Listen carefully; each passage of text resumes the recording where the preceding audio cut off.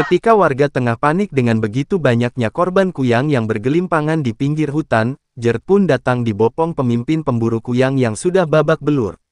Orang tua Gerd yang dari tadi mencari, terlihat sangat panik, dia pun langsung membawa Gerd pulang dan memberikan pertolongan. Ketika mereka berada di rumah Gerd itu, ayah Gerd menanyakan dari mana saja mereka. Pemburu kuyang itu pun menjawab, kejadian yang tadi malam dia alami bersama Gerd di tengah hutan, dia menceritakan semuanya tanpa ada yang ditutupi. Di sela-sela pembicaraan, Pak Kepala Desa pun menanyakan apakah mereka melihat wajah kuyang tersebut. Ketika mereka sedang membicarakan soal itu, dari luar terlihat Noi mengintip dan mendengar percakapan mereka. Noi pun segera berlari untuk memberitahukan kejadian itu kepada Sai, namun sayang di tengah perjalanan Noi merasakan dadanya kesakitan, dia tergeletak di jalan sambil terus kejang-kejang. Sementara di tempat lain, orang-orang berlarian menuju ke arah rumahnya Sai, dan di antara gerombolan tersebut terlihat ayah Sai yang mencoba menghalangi kejadian anarkis tersebut.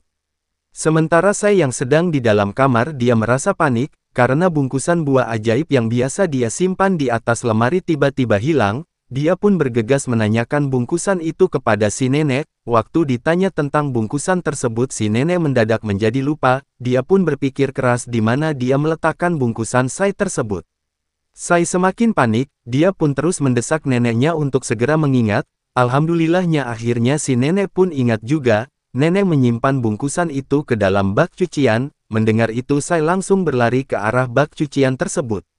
Melihat Sai sangat terburu-buru, si nenek pun memarahinya, astaga Sai kenapa buru-buru. Sai terus berlari, dia mengobrak-abrik cucian tersebut, Sai terus mencari-cari di mana bungkusannya itu. Sementara orang-orang di luar semakin mendekat.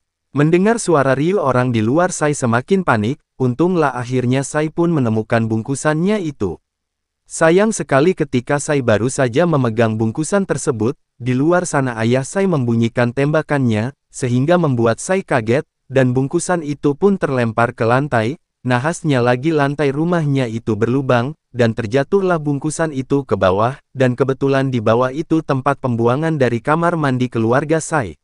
Melihat bungkusannya terjatuh, tanpa pikir panjang lagi Sai pun loncat ke bawah dan mengambil bungkusan tersebut. Sayangnya ketika dia sudah berhasil membuka bungkusan itu, ayah Sai dari luar terus memanggil namanya, sehingga membuat Sai semakin panik, dan bungkusan itu pun berantakan.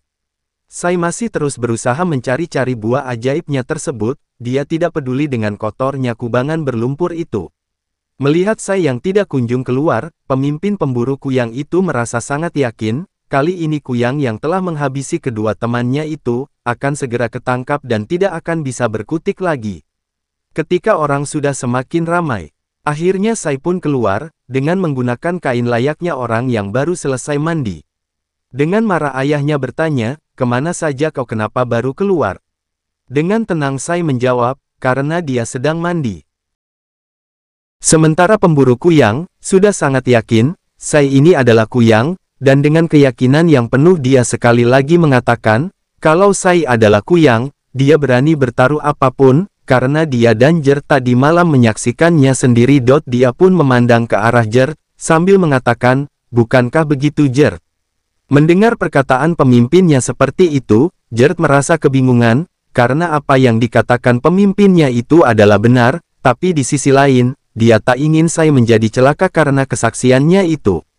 Ketika Gerd sedang kebingungan, Sai tidak tinggal diam, dia mengatakan, kalau kejadian yang sebenarnya adalah, para pemburu kuyang itulah yang berusaha memperkosa dirinya, untung ada Gerd, dan Gerd berusaha menolongnya.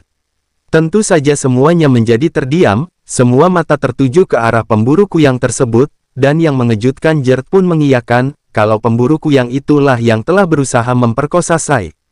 Baru juga Gerd selesai bicara, secepat kilat pemburu kuyang itu sudah menyandra ayahnya Sai, seraya berkata sayangilah selagi kau bisa menyayanginya. Setelah melepaskan ayahnya Sai, dia pun melepaskan tembakan dan hilang entah kemana.